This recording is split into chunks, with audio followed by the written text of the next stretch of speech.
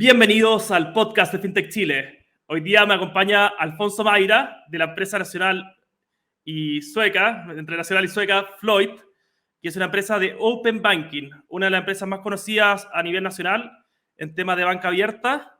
Y queremos que, no sé, nos pueda, por ejemplo, contar de su carrera, pero también nos pueda contar sobre los desafíos del Open Banking y puntualmente los desafíos de Floyd como empresa.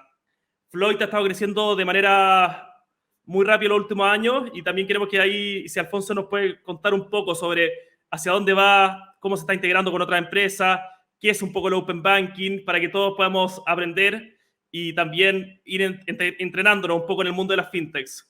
Y también, antes de partir, lo aprovecho que ya está relacionado, vamos a hacer un curso con Open Finance, con el Banco Mundial y la Asociación de Bancos, el 7 y el 14 y lo vamos a transmitir.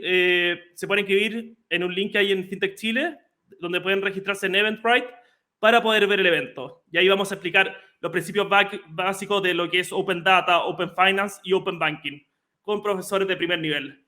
Así que bienvenido, Alfonso. Es un gusto tenerte acá, un honor. Yo, en verdad, a Floyd lo seguía hace mucho tiempo y realmente un gustazo poder ahora entrevistarte. Y quería saber si nos podrías contar un poco sobre qué es Floyd, más o menos, si nos pudieras ilustrar, como qué es Floyd como empresa. Sí, hola, bueno, gracias Rafael por la invitación y a FinTech Chile también. Y gran labor la que hacen con el apoyo a todas las empresas asociadas. Pero sí, bueno, partir por qué hace Floyd. Floyd es una plataforma de Open Banking y al final yo siempre explico lo que es Open Banking, que es bastante simple, al final dar la posibilidad a consumidores y empresas a poder compartir su información del banco con un tercero. Y ese tercero, por lo general, son empresas del sector financiero o quizás no tanto del sector financiero, pero que hacen algo relacionado con contabilidad o con evaluación crediticio o con financiamiento. Y nosotros estamos yendo un poquito más allá, no solo Open Banking ahora, de hecho Floyd partió como una empresa que está enfocada en conexión de cuentas bancarias de personas, y ahora también tenemos tanto personas como empresas y estamos yendo hacia el Open Data y el Open Finance, que está también en boca de todos, y estamos levantando otras fuentes de información que complementan también la información bancaria de consumidores y empresas. Perfecto. No, buenísimo. Y si no me podrías explicar un poco para el espectro fintech, que es muy grande, entonces a veces hay personas más especializadas en alguna área o en otras verticales. Si me podrías explicar un poco de tu propia palabra, más o menos, qué es el Open Data, qué es el Open Finance, qué es el Open Banking, que son estos conceptos que quizás están dando vuelta mucho, pero poca gente lo conocen a ciencia cierta. Si nos pudieras como contar un poco sobre qué significan esos conceptos. Claro. Es bien simple. El Open Banking al final es la posibilidad de conectarse con cuentas del banco. Al final, cómo poder, quien sea dueño de los datos del banco, ya sea una empresa o una persona, poder compartirlos con alguien o hacer uso libre de ellos, en el fondo, ya que son suyos, ¿cierto?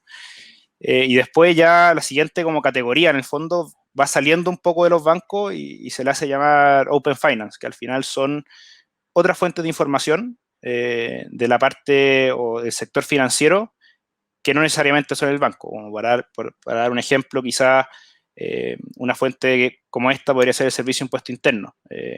Muchas veces, que nosotros también lo tenemos, empresas solicitan compartir la carpeta tributaria a través de alguna API. Entonces eso sería un ejemplo de Open Finance que no está relacionado con el banco directamente, con la conexión al banco.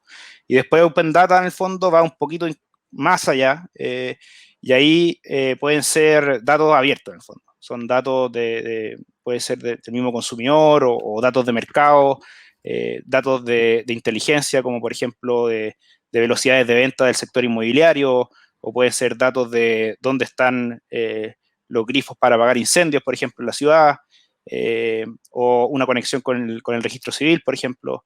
Entonces son como diferentes capas. La primera y la más específica sería la de Open Banking, la de Open Finance son productos, nosotros lo llamamos productos, pero son otras conexiones parecidas, y después ya Open Data es algo más avanzado que puede servir para innovar en todo tipo de empresa y rubro.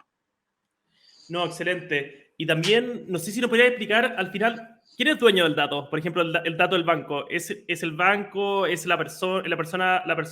¿Quién es dueño de la data? Por ejemplo, yo tengo una cuenta en el banco. Yo soy Rafael y tengo una cuenta en el banco. ¿De quién es dueño de mis datos crediticios o de cuánto, de mi saldo, de mis movimientos? Claro.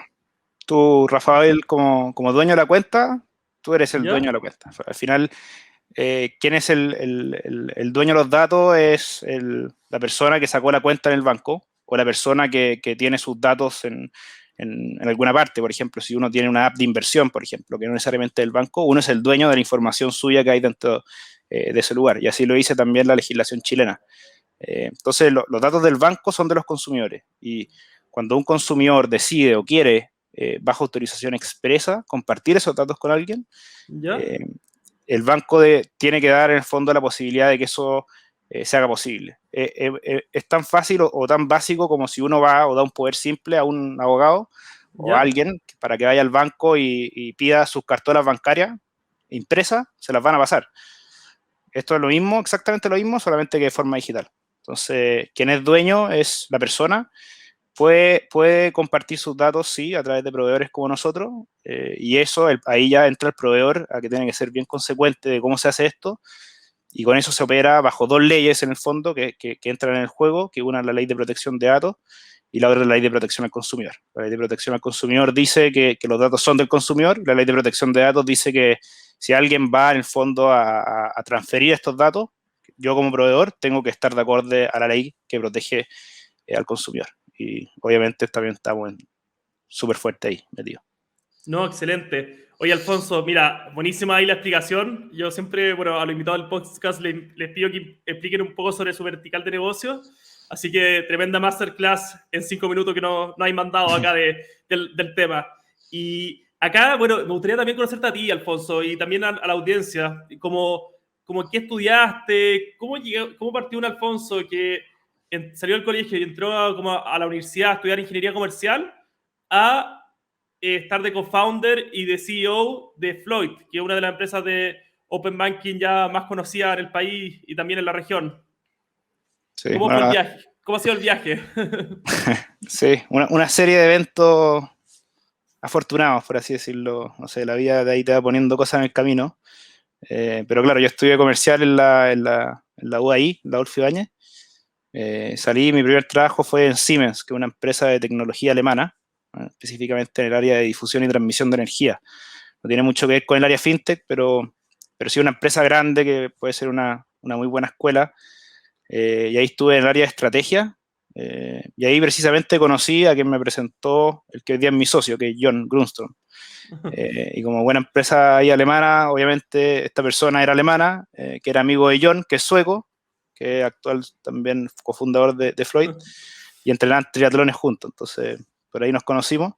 Pero trabajé ahí casi 2 años en Siemens, después renuncié a Siemens como me dijeron por ahí, como buen millennial, pero fui a hacer un proyecto con unos amigos, fondo recorrimos el Pacífico Sur navegando, 8 meses de navegación, que fue yo siempre digo que ese fue el primer emprendimiento, pues nadie sabía navegar de los que fuimos, entonces tuvimos que aprender y prepararnos durante un año, hacer Wow. cursos, ahí nos apadrinaron unos navegantes de Chile motivados porque hace tiempo no se hacía un proyecto así, y fuimos, lo logramos, lo hicimos, tuvimos que aprender todo de cero básicamente, y después a la vuelta entré a Creditú, que es una fintech que entrega financiamiento hipotecario que pertenece al grupo Habla. Y Perfecto. ahí partí en el área también un poco de estrategia relacionado con el área comercial y al poco, creo que al año o por ahí, me empecé a meter en la parte de tecnología y empecé a desenvolverme como product owner a cargo de diferentes flujos de evaluación online. Entonces ahí mi Perfecto. misión fue cómo evaluar o cómo ayudar a evaluar crédito hipotecario y entregar la aprobación de estos de forma online y semi-online. Entonces ahí el proyecto del online claramente era a través de una página web en el que el consumidor se evaluaba, valga la redundancia, y terminaba con la aprobación del crédito. Y después Perfecto. otra que era presencial con unos tótems en las salas de ventas Buena. de las inmobiliarias, que estos tótems tipo, no sé, la en Chile tenía uno o tienen algunos en el aeropuerto. ¿Ya? Y eso también que fue como el semi-presencial, por así decirlo. y 2 proyectos que fueron bien exitosos ahí en su momento. Y ahí me tocó conocer cómo liderar ese proyecto a todos los proveedores de información financiera del mercado. Conocí a los buros de crédito, conocí a quienes proveen causas judiciales, quienes proveen la información de deuda o la de ingresos, y conocí cómo uno puede evaluar en Latinoamérica a personas y tratar de cambiar los flujos de evaluación presencial a uno online, y fue un desafío bien grande. De ahí fue donde me presentaron a John, este amigo que estaba en Siemens, que este alemán que me juntaba a almorzar, y él me comentó, me dijo, oye, John tuvo una empresa que hacía algo así, obviamente él no entendía mucho el rubro, pero me dijo, conócelo, este gallo es un sueco. Nada, me junté con él a almorzar, fuimos los 3, Bueno, y él efectivamente había tenido una empresa de Open Banking en Suecia que se llamaba Instantor, que la acaba de adquirir Tink, que es una de las plataformas de Open Banking más grandes del mundo. perfecto. Y él estaba ahí, en el fondo, también evaluando o mirando los proveedores, y empezamos a conversar de eso, de lo mucho que había que hacer, de lo ineficiente que era actualmente, o las soluciones de los buros de crédito no eran del todo buenas, ¿cierto? Entonces ahí nació la idea, y en ese momento no existía ni una otra plataforma de Open Banking, ni en Chile, ni en Perú, ni en Colombia, en los países que operamos hoy en día. Y, ¿Ya? no, y nos lanzamos a la piscina. Entonces ahí renuncié nuevamente a Creditu por emprender esta vez, pero en la parte de negocio más que la parte de aventura. Y ahí partimos. Y ahora llevamos ya también más de casi 2 años. Y es impresionante cómo se ha sumado gente al equipo, cómo hemos abierto en otros países, y cómo se ha ido plasmando un poco la visión de nosotros de Open Banking y Open Finance, y cómo ayudamos a empresas a evaluar y hacer flujos de evaluación online o diferentes innovaciones en el área fintech, y quizás también no tan fintech. Claro, y mira, también, o sea, una vez renunciaste encima es para navegar y ahora está ahí en Floyd, que también tú me explicaste que en sueco significa fluir. Claro, Y sí, ahora, Floyd significa fluir. y al final está ahí, ahora están haciendo que naveguen los datos de los clientes de manera libre al final. Y eso es bastante, no sé, perdón ahí por el juego de palabras, pero a lo que quiero ir es un poco de que yo encuentro como, ustedes, yo encuentro que igual le agregan un poco de dignidad al tema de pedir el crédito, que yo creo que el tema de los créditos viene de milenios en la historia humana, un tema muy antiguo, que en todas las civilizaciones uno le pide el crédito a ciertos personajes que habían antes en la historia de la humanidad. Pero yo creo que el tema del open banking y que yo pueda pedir un crédito sin tener que ir a acercarme a un ejecutivo, que me evalúe, vestirme bonito. Antes, por favor, de los abuelos se vestían bonito ese día y le pedían el auto, no sé, al cuñado que era un auto mejor, entonces se estacionaban en el banco para pedir el crédito, obviamente mostrar los números y todo. Pero ahora yo puedo pedir un crédito sin despegarme de mi computador, sin que me tenga que ir a ver la cara, sin tener que mover. Como tú encontráis como que igual Floyd está dando un cierto tipo de dignidad al cliente final que pide un crédito, por ejemplo. Sí, yo creo que, y no solo eso, yo creo que el Open Banking y el Open Finance apunta a, como tú bien dijiste, dignificar un poco el mercado, porque, no sé, tú tenés Chile, que es un país que tiene bastante información en línea, están los fondos de pensiones, tú tenés el 30% de la fuerza laboral de Chile que no cotiza, que no hay información sobre ello. Precisamente con Open Banking se puede llegar a ello. Pero sí, en el fondo, y al final, ¿qué es lo que tenemos hoy en día? O lo que a mí me tocó vivir en Creditu es usar diferentes buros de crédito, y lo que ellos hacen, que está bien también, es tener fuentes de información y consolidar bases de información, bases de datos, y eso se comercializa en el fondo.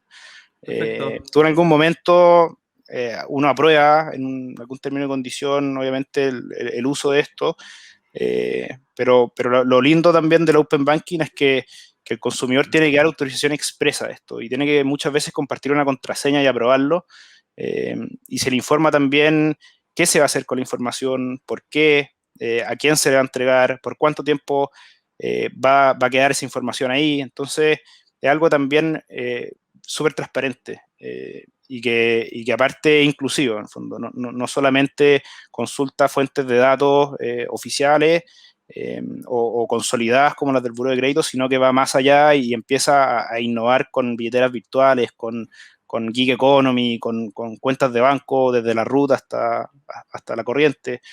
Entonces, sí, tiene ahí todo un camino por recorrer, y algo que está recién empezando en Latinoamérica, y que si uno mira a Estados Unidos o Europa, tienen un gran camino recorrido en ese sentido. Claro, y una pregunta, pero demasiado, que se me fue un poco, pero al final quizá uno en el futuro ya ni siquiera necesite como que, por ejemplo, haya una inteligencia artificial que diga, oye, tal persona se va a quedar corto de crédito y no sé, quizá un algoritmo que lea todas mis proyecciones financieras como individuo, pida los créditos por mí en el futuro. Quizá ya no ni siquiera yo tenga que ir a pedir el crédito. Si lo dicen, por ejemplo, Alfonso quizás se va a quedar corto de caja para sus cuentas personales, vamos a usar su información porque tenemos tal autorización para pedir tal crédito con tal banco, y que se haga todo. Se ve a nivel futurista. ¿Ves algo así como que vaya a salir la cosa, como que al final ya sea tan automatizado todo que, por ejemplo, ya dejemos, ya como que los algoritmos empiezan a pedir créditos por nosotros y cosas así, como actualmente a veces las empresas lo hacen para temas de líneas de crédito, para la caja y los flujos?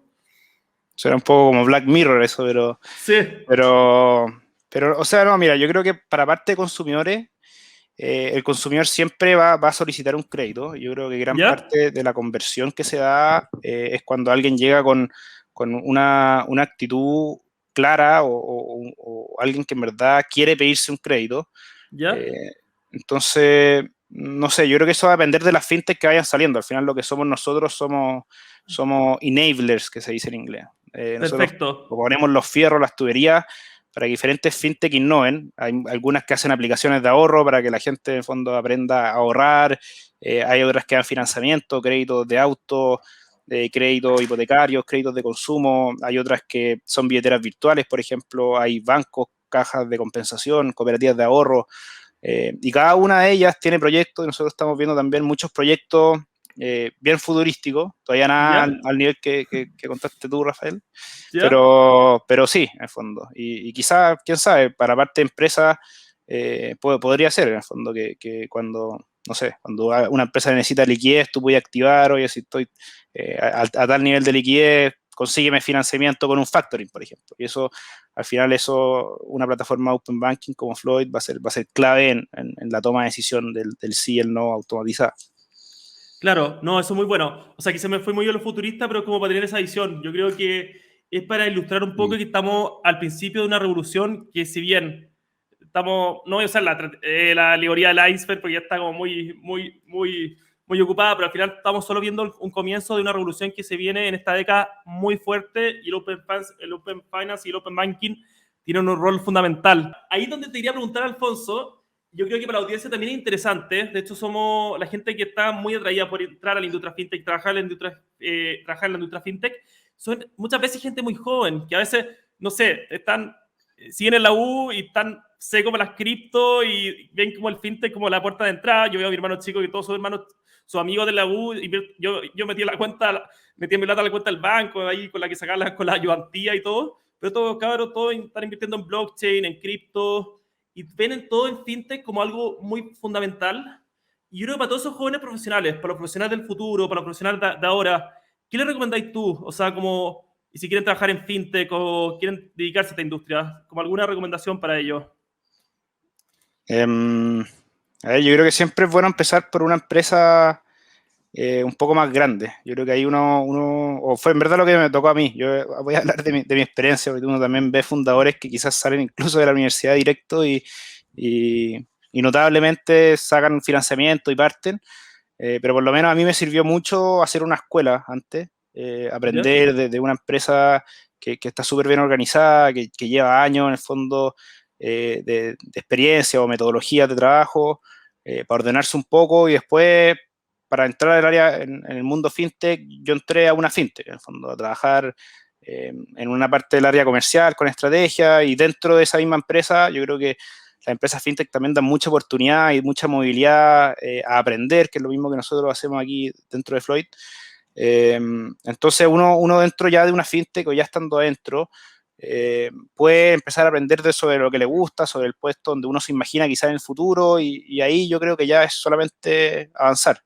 Yo creo que lo difícil quizás es emprender, o quizá entrar a una fintech, y eso por lo general requiere 1 o 2 años de experiencia. Entonces el consejo es quizá entrar ahí algo antes y, y va a ser el camino más fácil de la gente que quiera entrar en una fintech. ¿Y alguna habilidad, bueno, en tu carrera, porque ya vaya a cumplir como 10 años de salir del colegio, Mm. más o menos, a través de tu carrera, como alguna habilidad que haya sido fundamental, por ejemplo, como para llegar a donde estáis ahora, como de trabajo quizá o personal? Sí, yo creo que, bueno, todos dicen, esa pregunta sale harto, y todos dicen perseverancia. Yo creo que es bien cierto. Todos los que están emprendiendo son súper perseverantes, y hay veces en que uno piensa que todo se va a ir a la cresta, o que todo va increíble, y al final emprender es una montaña rusa. Entonces hay que ser perseverante, hay que tener aguante, hay que tener, en el fondo, resistencia un poco a no saber lo que va a pasar. Quizás todas las fintech levantan capital en algún momento, y es algo bien estresante por lo que se pasa, el que está encargado de hacer esa parte.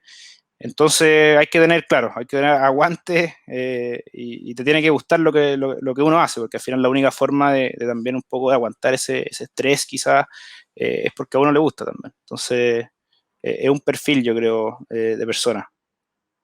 Claro, y Eh, también, bueno, ahí tú me contaste que así surf, o sea, surf también es mucho de caerse y volverse a parar y que la bota te bote y te vuelve. También hay algo del deporte que te haya, como que algo del deporte que te ayude como a transmitirlo a la vida profesional, porque igual, como te decía, hay surf y también eres como bien deportista, entonces, como hay algo como del surf también, como que o de algún otro deporte, como que te haya sacado cierto tipo de resiliencia en la vida.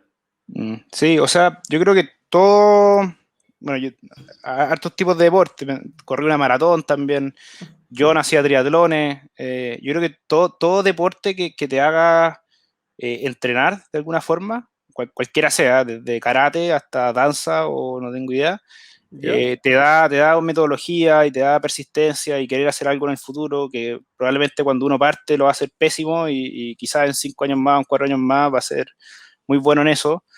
Entonces, sí, yo creo que se ve harto del deportista, o quizás no del deporte, pero una pasión puede ser, que uno como que se imagina el proyecto futuro y quiere llegar a eso, y por eso uno al final pasa quizás momentos difíciles o incómodos,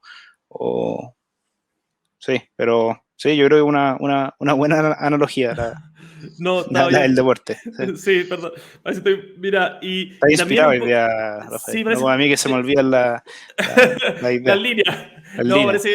parece bien inspirado. No sé, quizá me quedé dormido con Netflix y vi una película muy inspiradora y Claro. desperté inspirado. Oye, y mira, ahí para ir un poco más allá, es súper clave también para los emprendedores. Cuéntanos como sobre tu equipo, porque es clave también un equipo al momento de emprender. Mm, ¿Cómo lo han hecho como para crecer desde una cierta cantidad de personas hasta lo que son ahora? sí, sí, es interesante ahí, es algo muy importante. Yo creo que lo más importante al final es tener un buen equipo. Nosotros cuando nos fuimos a navegar éramos 4, y súper entrenados, bien consolidados. Uno actúa como uno solo en el fondo. Uno tiene quizá un rol, cada uno independiente, pero hay que remar todos juntos hacia el mismo objetivo, por así decirlo. Y uno es tan fuerte como el más débil, dicen por ahí. Entonces, al final yo creo que tener un equipo bueno hace la gran diferencia. Y bueno, yo partí con John. John habla apenas español, aparte. Entonces, es muy divertido que aquí en la oficina se habla mucho inglés. Pero hemos ido sumando gente súper potente, con harta experiencia. Y eso ha sido muy enriquecedor por estos últimos 3 meses. Se sumó Tomás Contreras, que viene un poco de Apipod, con mucha experiencia en la parte de tecnología, viene de la banca, la Reinvial, del banco SI, conoce muy bien lo que es el Open Data. Delfina, por ejemplo, de Trora, que está también ahí aparte de la cargo comercial. Eh, Ella en el fondo viene de una empresa, yo creo que la conocen quizás, pero una fintech también, o no sé si una fintech, pero hacen validaciones antifraude. Es colombiana, la empresa, Delfina Argentina. pero también increíble aporte. Felipe Respaldiza también, que estuvo ahí también desde el principio. Yo creo que todo en el fondo, bueno, más en Colombia también tenemos ahí gente en Colombia y en Perú, así que yo creo que es bien importante. Y la selección de quienes se van a sumar, los primeros que se suben ahí al proyecto van a marcar la pauta para después. Entonces, yo creo que escogerlo súper bien y hay que llevarse muy bien con ellos, hay que tener todo una especie como de relación sana y ser, yo creo que un poco parecidos, estamos todos medio locos, entonces al final hace todo más fácil. Si hay que quedarse hasta tarde, lo hacemos riéndonos, entonces sí, es bien importante. Y eso es como parte de la cultura de Floyd, ¿no? O sea, quizá, no sé si lo hayan como delimitado a decir, estás en otra cultura, pero quizás se ha ido dando sola, ¿no? ¿Cómo tú expresáis un poco la cultura que se vive en el equipo? Sí, sí, se va dando sola. Yo creo que o sea, el compromiso es muy grande, están todos súper comprometidos. Se ve en el fondo, nosotros decimos que el horario en verdad es de 9 a 5, lo que es súper bueno, pero si alguien se quiere quedar hasta tarde y se ve seguido, en el fondo, con tal de sacar algo, en el fondo se hace bastante, todos nos ayudamos entre todos, todos saben de todas las áreas. Entonces somos súper unidos también en la empresa. Y yo creo que es Perfecto. algo súper importante dentro de una empresa tan chica. Al final nosotros ahora somos 15 personas. No es tan chica tampoco, pero si lo comparamos con Siemens, que tiene no sé cuánto, creo que No sé. como 500.000 empleados, es bien chica o más, no sé. Claro, un país de Eh, empleados. sí, un país de empleados. Sí, Con 500.000, pero- por ahí, una sí, cosa poca, ¿ya? sí. Creo que en Chile son como 200.000, no sé. Ya. Eh, pero sí, ¿no? Es lo más importante, el ambiente dentro de la compañía y el equipo. Es lo que marca la pauta y es lo que marca el ritmo de trabajo y cómo uno también lo puede pasar bien haciendo esto. No, de todas maneras. Oye, y si nos podéis contar un poco también, yo creo que los desafíos que tienen, bueno, dentro de lo que se puede contar, obviamente, pero dentro de los desafíos, de los nuevos desafíos de crecimiento, los desafíos de expansión o los desafíos de desarrollo que tiene Floyd actualmente, dentro de lo que se pueda, obviamente, contar. Sí, bueno, nosotros hicimos una ronda el año pasado, de una ronda ¿Ya? pre-seed, súper chica, esa se puede contar, fue de $540.000, algo así, ahí con inversionistas ángeles, básicamente. Perfecto. Nosotros no somos, o no nos tocó ser en verdad estas startups que parten como con incubadoras. No tuvimos, no sé si la suerte o no, pero tomamos un camino un poquito diferente. Y nada, fue con inversionistas ángeles, se metió uno de los fundadores de Spotify, de hecho, en Suecia, que es Martin Buena. Birkelt, y otros ángeles también aquí chilenos de la región, que están bien relacionados con el sector financiero. Perfecto. Y ahora estamos ya terminó una ronda de levantamiento de capital que la vamos a informar en los próximos días, así que también muy contento por eso. Y también se viene la apertura de a lo menos 2 países más, así que nada, pues ahí para que se estén conectados vamos a tener muy buenas noticias en el corto plazo, En el muy corto plazo, parece. en el muy No, y corto ahí, plazo. Sí. ahí felicitaciones, Alfonso, ahí por el crecimiento. Y muy bueno, o sea, también, ¿no? Que entretenido y bueno, muchas felicitaciones ahí también a todo el equipo de Floyd y también a todos los angel investors, que también igual son, más que inversionistas, pasan a ser también como socios estratégicos. Los primeros inversionistas de los negocios pasan a ser como, también es muy importante también como la inversión, pero también es muy importante quiénes son los mismos inversionistas, ¿no, Alfonso? Sí, de todas maneras, en fondo, o sea, los ángeles, por lo general, en una etapa tan temprana, van a hacer la diferencia muchas veces. Probablemente van a hacer las primeras introducciones, van a avalar quizá a gente que hasta hace poco no era tan conocida en el mercado, puede ser porque muchos de los founders son bien jóvenes. Entonces, es mucho también de conexiones, de alianza, ser un emprendedor. Entonces, es bien importante. Yo diría que para la siguiente ronda, que por lo general es la CID o una A, lo sigue siendo. Diferente tener un fondo conocido, puede ser de Silicon Valley o puede ser de otro lado, pero ojalá apuntar quien va a inyectar en fondo recursos a la empresa sea smart money, como se dice, sean personas que te ayudan y sean personas que te puedan ayudar a expandirte, a agrandar tu negocio, y que también cansen con la cultura de la empresa, obviamente. Claro, no hay clave ahí lo de smart money. Si al final, no, de todas maneras, yo creo que hay un muy buen consejo también para toda la gente que está también levantando capital. También hay, y los ángeles en verdad lo saben, ¿no? O sea, saben que van a ser como socio estratégico también de la empresa. Oye, y a nivel, como Alfonso, no a nivel de Floyd, como, ¿cuáles son tus planes a futuro, Alfonso? Como, ¿te lo has preguntado últimamente o como algún plan, no sé, cómo te imagináis a 5 años más o 2 años más, por ejemplo? Sí. Bueno, a mí me tocó vivirlo en Creditú. Yo tuve que evaluar gente, evaluar con consumidores que querían solicitar crédito. Lo hicimos bastante bien, de hecho, mucho más rápido que un banco, pero costó, fue bien difícil y no existía toda la información en línea. Y hay que armar un puzzle, nosotros decimos en Latinoamérica. Muchas veces, no solo con la información del banco, uno puede entregar productos financieros, sino que hay que conectarse a diferentes fuentes en cada país. Y cada país es muy diferente al otro, no es como en Europa, que hay una regulación europea, la PSD2, de pagos de Open Banking, Claro. que rige para todos en el fondo.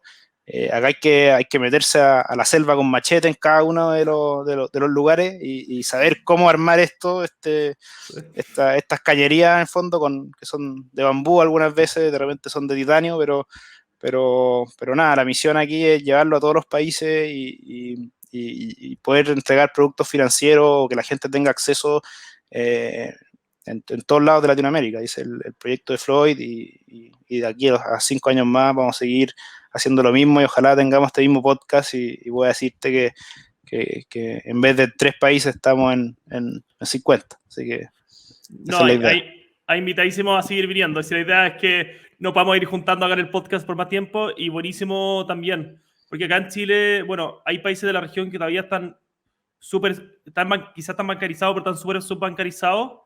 Y el Open Banking viene también a permitirle como capacidad de crédito a personas que antes la banca tradicional no les daba crédito, por A, B, C motivo. Y también yo creo que es una gran misión la que tiene Floyd para la expansión en toda la región.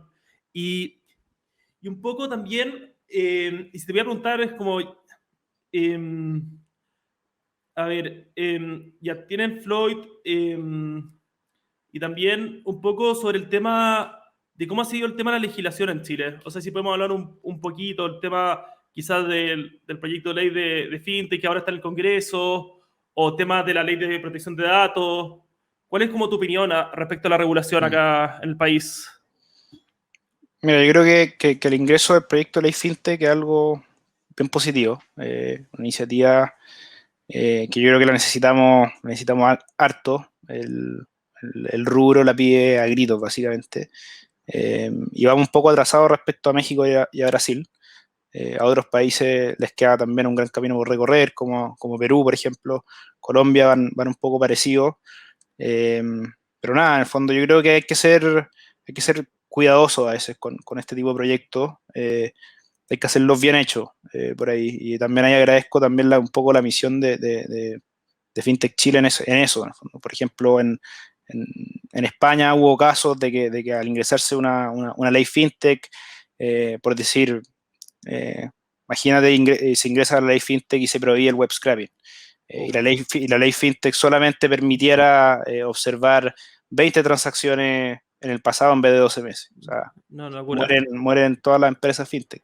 Entonces, ese tipo de cosas hay que cuidarlas, hay que legislar, pero hay que ir manteniendo los otros métodos, obviamente, operando de manera consecuente, con conexiones oficiales, como la que tenemos con el Banco Estado, siendo bien consecuente con las leyes de protección de datos, con la ley de protección al consumidor.